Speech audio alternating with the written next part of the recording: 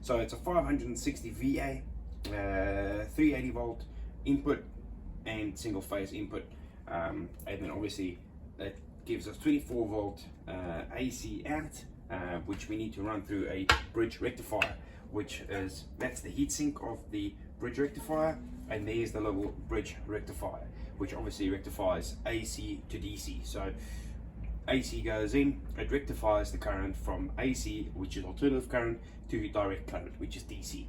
So in order to get a smoother DC, because it's a rectified DC, we're going to run it through a smoothing capacitor. So this here is a 22,000 microfarad capacitor. So this we're going to run on the positive side to smooth out if there's any AC current that surpasses that bypass. We're going to smooth the curve out. Alright, so we're going to wire that in, and there's our fuse, which is output, which is 30 amp fuse, which is obviously a protection for our circuitry type thing, and just for the garage use anyway. So we are going to stick that onto there. Yeah, let's get stuck in and see if we can get this thing up and running.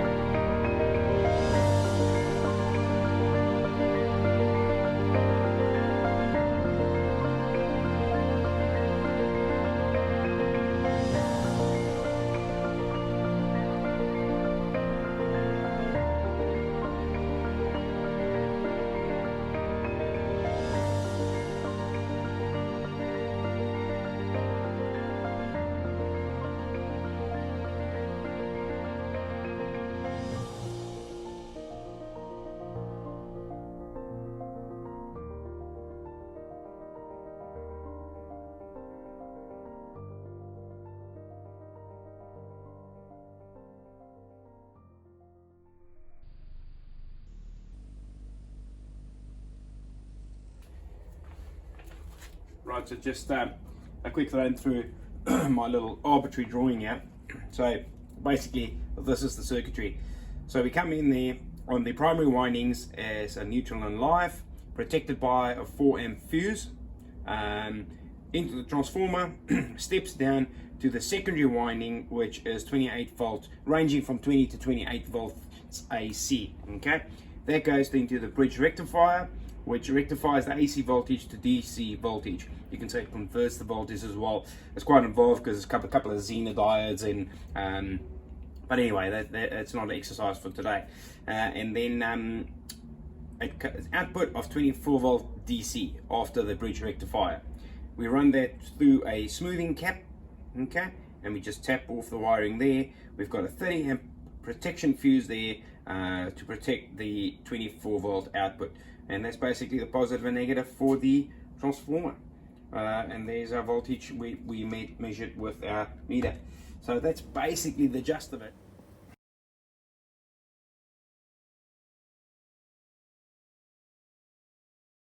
And yeah, so thanks for watching, guys. Much appreciated. Catch you next time.